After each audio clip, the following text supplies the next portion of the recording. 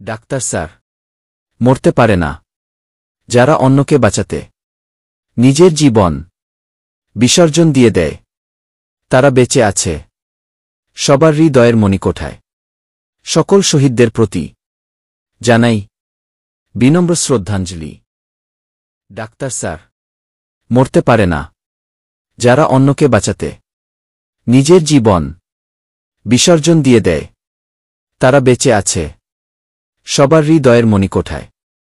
সকল শহীদদের প্রতি জানাই বিনম্র শ্রদ্ধাঞ্জলি।